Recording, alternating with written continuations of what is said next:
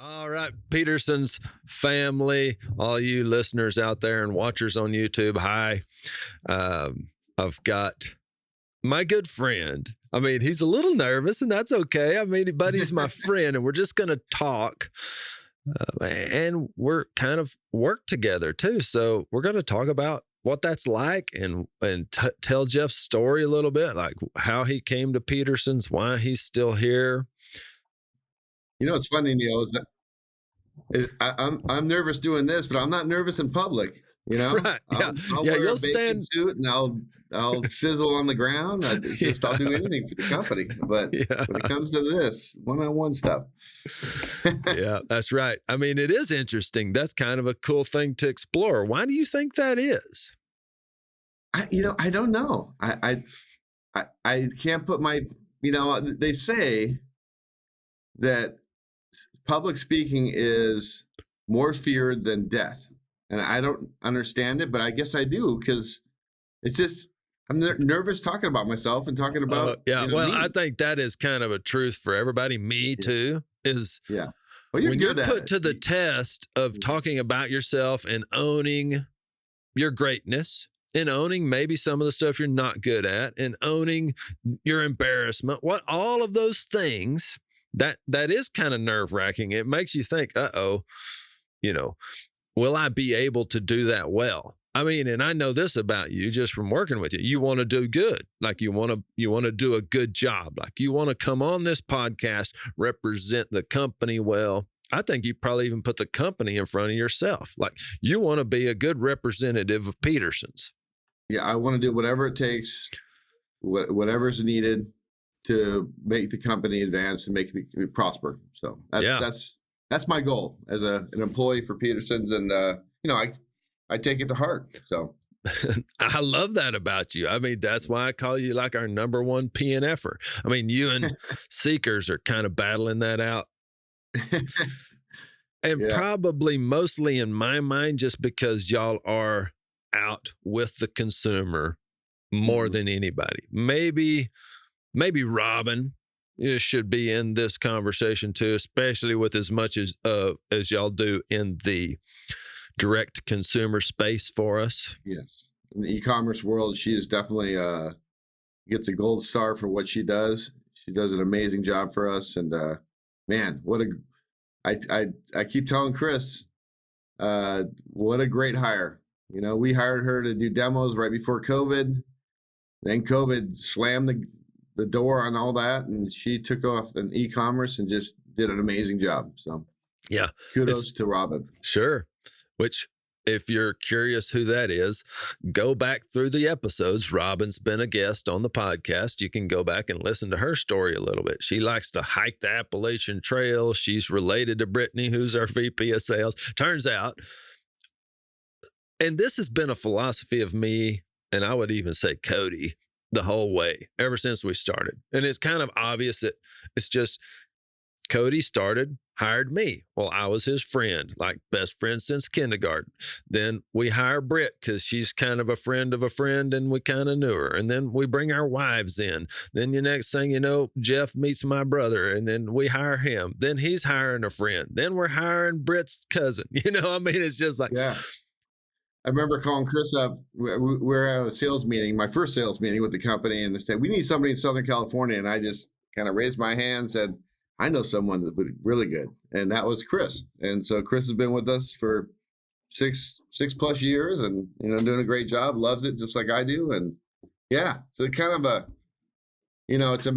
it's a family oriented business. I mean, we just, we all love each other, and it's, we have the same values, and it just all works, it works really well.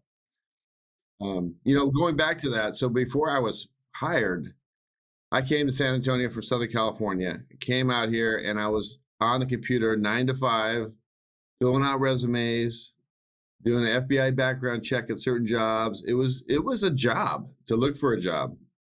And then I just called you up, Neil, and I said, you know what? I know your brother. I met you once. Let's see what you have to offer. And Hans and who's the other guy? Was it Todd at that time? Todd, yeah. They came to San Antonio with the little gift bag that had the plastic tongs and saying, "You're going to start doing demos." And I'm like, okay. It's how it all started. It was kind of cool, you know? Yeah. I mean, it's funny. Like, that's how it started. Somebody, you just reached out. I think any listeners that would like to work for Pederson's or would like to work for some other company, even one of our competitors, if you'd like, reach out, try. I mean, what's the worst that could happen? No, we're not hiring right now. Sorry, we just don't have a position. That has been no real failure there. It was a try. And I must say, like, you know, applying for other companies, big corporations, the process and the algorithms they look for resumes, it's kind of defeating. I mean, the old-fashioned way, I think, honestly, is the best way to go, is meet somebody in person, shake their hand, look at them eye to eye, and you know, get a feel for them that way, instead of looking at a resume and saying, okay, this person's qualified. But you know, you never know. You never know until you meet somebody. Well, and it does slow down our expansion with hiring. I mean, that does take more. It's a little more of a is the wrong way to say it. It's a longer process to actually get face to face, to get a feel. I'm just kind of taking up for the other companies. I don't even know why. But when you're trying to add 100 employees around the nation, you're just trying to put volume through the system. I guess that's a good illustration of just Pederson's doesn't work that way. We kind of want this good, consistent growth. We've been able to achieve good, consistent growth. I mean, even right now, every employee we have is really stretched. I mean, doing a lot, taking on a lot, plates overflowing. And we're kind of thinking, well, maybe we could add a person. You know, we probably should add 5 people, you know, but we kind of do that slow because we really protect our culture. We really protect our team. We want the right fit. We've been there and not had those right fits, and that takes things off the rails. It takes a while to put it back together. All right. So what is your favorite thing? What is the thing you do? I'm going to ask these 2 questions. What's your favorite thing? What's your least favorite thing about your daily job duties? My favorite thing, I mean, there's several. I mean, it's you know, I like the responsibility of the e-commerce world. I like I have my hands in a lot of different facets of the company. It's e-commerce. I have some accounts here that I work on, this sales. I like to talk to people. I also like to travel for the company and support Pederson's and be a face of Pederson's. I love that. I love all aspects of that. You know, some of it's trying. I mean, Amazon, the e-commerce world doesn't sleep. It's 24/7. So you might get an email at midnight to cancel an order from Amazon, and you know, you have to act on it. So it's not the time off. I guess this is the negative side of it, that it never sleeps. So you're always working or always looking on your phone, doing that kind of stuff. Other than that, man, I just, you know, like I said, anything to do to help the company is what I'm all about. And the more on my plate to do that, I thrive on it. I love doing it. So yeah, I guess the negative thing would be the e-commerce world. And I think Robin can attest to this too. It never sleeps. I mean, people order stuff in the wee hours of the morning, and if they want to adjust it or cancel it, or we have to respond. And so it's a 24/7, 7 days a week, 365 days a year job. Yeah. So and we've got like 2 people, 3, two two people. and a half, Yep. 3 people, maybe, if you Yep. count Hector helping some, or if he does. Yeah, he does the you know, he's on the TDO, which is our communications to all of our customers. 2 days a week. So Right. I that mean, it'd helps. almost be funny. Just how many different softwares do you have to log in to do customer Several. service for our e-commerce business, right? It's a bunch. It never logs off. So Yeah. it's always on my computer. Amazon, Walmart, our own P&F site. Yeah. Do you It's think it distracts you? Do you ever think, man, I don't know if I can keep doing this job because it distracts me so much from my family? um no and yes, but you have to, when I get something from the e-commerce world, I have to act on it. So I put I put a big time out with my daughter, and I just do my job and then come back to what we were doing. So no, I think yes and no. I think the flexibility of this job is amazing to be. I'm a single dad, 7-year-old daughter. She's amazing, by the way. Um, but yeah, I get quality time with my daughter. I can always, shut things down and not necessarily shut things down, pause it for a second to be able to be a father. I don't think I could do that. A 9 to 5 job, I wouldn't be here as much. Yeah. It's kind of a trade-off ultimately. Big time. Yeah, Yeah. and it's. I'll tell you what. I mean, my biggest role in life is being the best dad I can be. So that's my biggest role. Next is Pederson's. Yeah. That's just how I look at things. Well, what about tennis? You don't put that in there anywhere? Tennis is an outlet. So let's go hit this ball. If you got any frustrations, you're going to hit it harder. It's a good outlet, good team camaraderie. It's good to be around friends. That's my outlet, and it's 2 to 3 days a week at best. I've been coming off some injuries, so I haven't played all summer. But yeah, that's merely an outlet. Now that outlet could be anything else besides tennis. It could be, if I had the time, I'd go fishing. If I do other things, but right now it's tennis and being around. I call it adulting because you're around other adults and just having fun and enjoying the physicality of tennis. I mean, I think there's probably a lot of listeners that live this single parent truth. I mean, I just say high five. I hope you know how much I appreciate you and the fact that you work really hard to be that really both parents for your daughter, and balancing all those things and still also really highly valuing your role within our company. Some of that stuff just really illustrates what Pederson's is. I mean, we're Jeff, we're me, we're all these other employees you've been able to hear from on this podcast, all playing lots of different roles. That is where your food comes from. This group of people, we do it. Yeah. And I think the biggest thing that all of us have in us is that we care about our customers. We just want to do the best we can. We want to make the best possible food and take care of our customers. If something goes wrong, it's human, but we're going to take care of you. That's it says a lot about us. We value everyone. I mean, Jeff he values the company so good. He's kind of constantly paying attention for good guests too, for the podcast. I mean, this podcast is kind of my baby. It's this thing I think super special. It's a great way to really give people a inside look into this whole industry.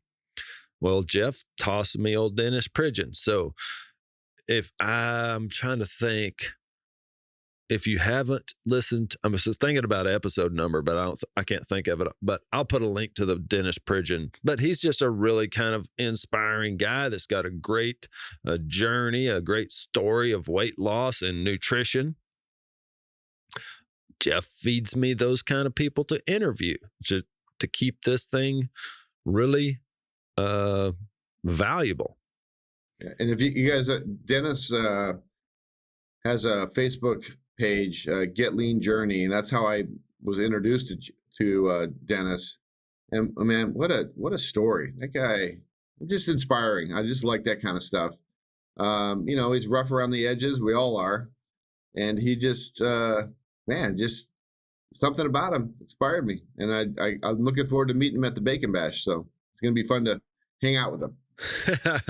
It will be fun. And I mean, the truth is your story has those inspiring notes in it as well. I mean, just your reality, moving from California, San Antonio, going through all the drama that is becoming a single parent. Well, being a parent, becoming a parent, then kind of becoming a single parent. I mean, it's a selfless life, and it's and that's fine, because I tell you what, when I was younger, I was living a selfish life.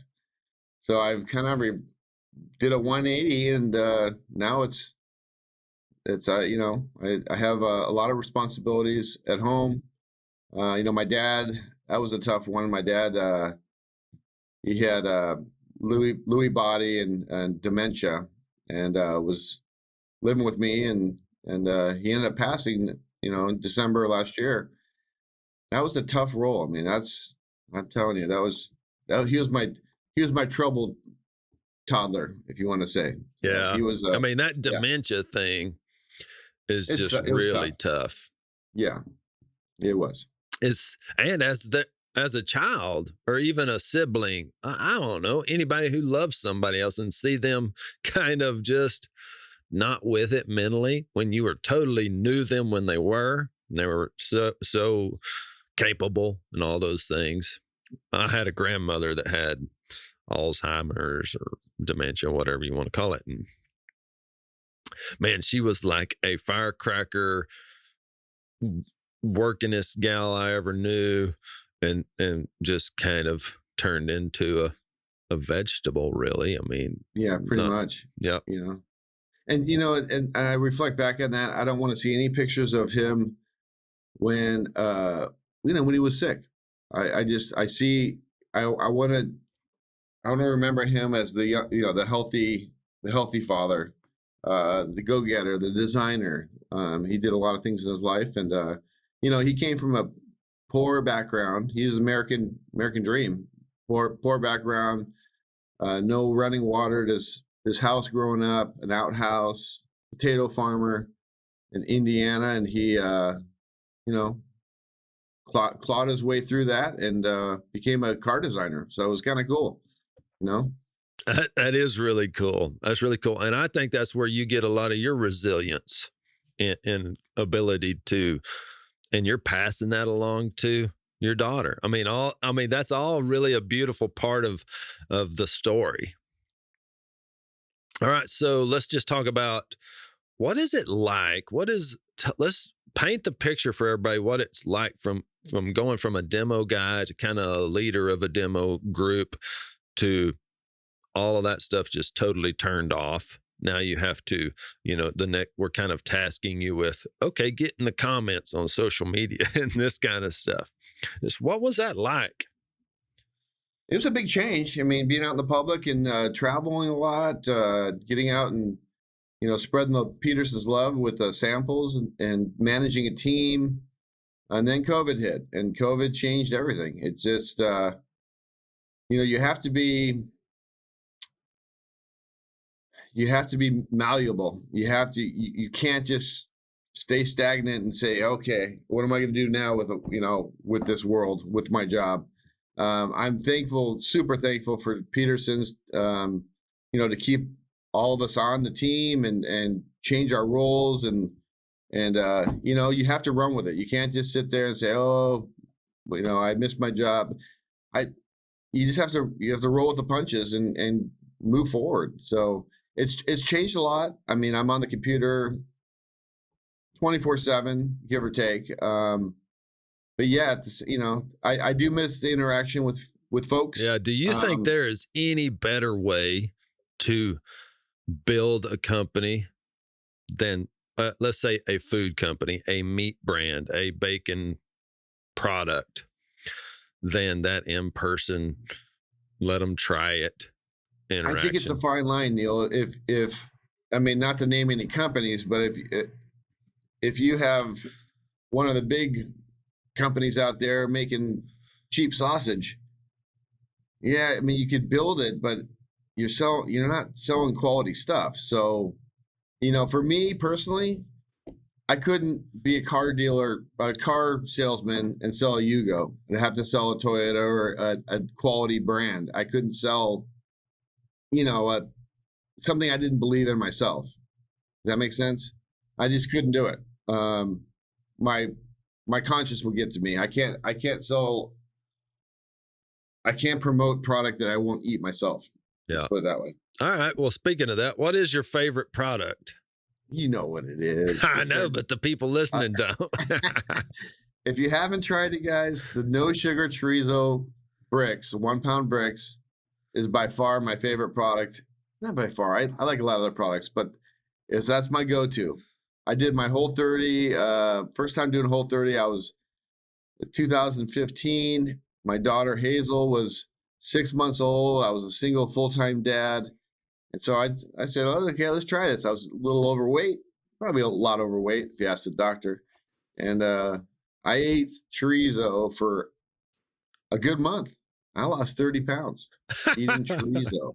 Yeah, that's right. Go figure. It's funny how like that, you'll find this thing that just plugs in. It's like, man, I like that. It's easy. I could eat it every meal. And you just run with it because it's almost too hard to come up with something else. I would, so I would cook that up. I'd do a double batch because I knew I was going to eat it throughout the week. I cooked 2 pounds up, and I had some cauliflower, some peppers in there, and then I put that in a bowl, and then I would slice an avocado every morning and put that on top and eat that like a dog. I was a dog during that whole month. It sounds good right now. What you're saying sounds good. I wish I had a bowl of that right now. And then I would switch it up. I'd wrap a hard-boiled egg with some no sugar bacon and make that like a little protein bomb, and I'd eat those as a snack. But yeah, it was an amazing experience. And my first Whole30 I felt good. I slept better. It's just losing 30 pounds in a month does a lot to your body. And yeah. I mean, let's talk about that a little bit. Does Pederson's, if you haven't done a Whole30 and you're on the team at Pederson's, do you feel like you get a little pressure to do that? Maybe. I mean, maybe a little bit of pressure. I maybe it's more encouragement. I mean, yeah, I think that could be everyone to try it. And maybe it's some strong encouragement, but I think it makes you a better employee. After you try something like that, you can talk about it. It's like going to a class or workshop and not knowing anything, and then you come out of the workshop and you know how to make a bird, right. birdhouse. Yeah. So I think I think honestly it's a good thing, and it's only promoting health. I mean, it's a challenge. It's not a requirement to be an employee, but it is absolutely encouraged. I encourage it. I feel like if we service a group of people, whether it be a lifestyle, diet, some kind of autoimmune issue that our products will help. I feel like I have to eat that way in order to really know what my customer, my friends that buy our products and vote with their dollars go through. So that's one reason I feel like pretty strongly that I have to do that. And then I would say pressure or hardly encourage everybody to do that. And you might find out, wow, I feel better. That was actually great for me. Or you might find out, didn't do much for me. Like, I think Ben, he's another one I've interviewed. He did the Whole30. He's like, cool, I learned a lot of stuff, but I'm not giving up pasta in my life. I like it too much. Okay, cool. But you have that experience now to lean on. Yeah. And the thing about the Whole30 is it's not just the diet itself, but you got to cut out the alcohol. You got to cut out any tobacco products. If you have any of that kind of vice, maybe not be a vice. It might just be for, you're casual drinker. Well, you cut that out for a 30-day process, and it's take that out of the equation and see how it goes. I mean, every time I do a Whole30, I never really had a hard time with it. I guess week 2 is supposedly hard for some folks, but it was a breeze, actually, especially with my chorizo. It was a breeze. Yeah. There you go, everybody. And by the way, you can get that chorizo on our website, petersonsfarms.com. And if you happen to go on there, leave a little note on your order like, "Hi, Jeff." You'll Yes, probably see it. Yeah. And that would be really fun. Yeah. I mean, all of our bricks, our Italian sausage, our no sugar spicy breakfast sausage, our chorizo, I'd stock up my freezer all the time with those 3 products. You can make a scramble with the spicy breakfast sausage. The Italian sausage is really good. It's all good stuff. I mean, it's just, it has more, I guess, more uses than a lot of the other products. I mean, the other products can be just as, the rope sausages are amazing too. I love those. So, in fact, I'm going to cook one up when I'm done with this podcast. Yeah. Okay. See, this is why Jeff has to be a demo guy, because he can't everything he loves ultimately. Oh yeah, I like that too. Oh, the bacon's good. Oh yeah, yeah, of course. But I think you have a lot of experience with it. You've been out there. Here's one thing I want everybody to hear. Jeff, how long you been working with us? I don't even know. A long time. The summer of 2015. So almost 6.5 years. Yeah, 7 years. Yeah. In that time, you have been in front of people showing our product face to face, having them try it. And now, if it isn't good, that can be really embarrassing. If they don't have a good experience with your product, so I don't know, it wasn't every day of the 7 years, but for a lot of your percentage of time with the company, you've been on the front lines, putting that food in people's mouths and experiencing their reaction. And right now, you can tell, but through this conversation, he's pretty much had a good experience with that every time. Big time. Yep. Not just, it's, when you're on the front lines like that and you're passing out demos that you truly like yourself, it comes across. People, and then you watch people's expression when they try a sample, and they sometimes turn around and say, "What was that?" And they're just super excited about the products like you are. I had some really amazing days at some of the HEBs and central markets of the world, the Whole Foods. Very successful demos. What would ever be the barrier? So they taste it. Wow, that's good. I've had the experience of it being a little too spicy, and that sometimes with sausage specifically that would turn people away. What is the thing that would, so all of this sounds really, really great. Yay. Why aren't we the biggest brand in the whole wide world? Because our stuff's obviously the best. Yeah, it comes down to dollars. We're a premium brand. We're a little more expensive than, not a little more, sometimes a lot more, depending on the sausage company or the bacon company. It's probably dollars. If you're going to a store and you see a $3 pack of bacon and ours is $6 for maybe 2 ounces less, or maybe the same weight, your wallet dictates a lot of your buying, unless you know what you're doing. When I say that is, if you know how bacon's processed or the commodity pork industry, quality does matter. So basically, when I'm doing a demo, I'm talking about our quality compared to anybody on there. I'd put us against anyone.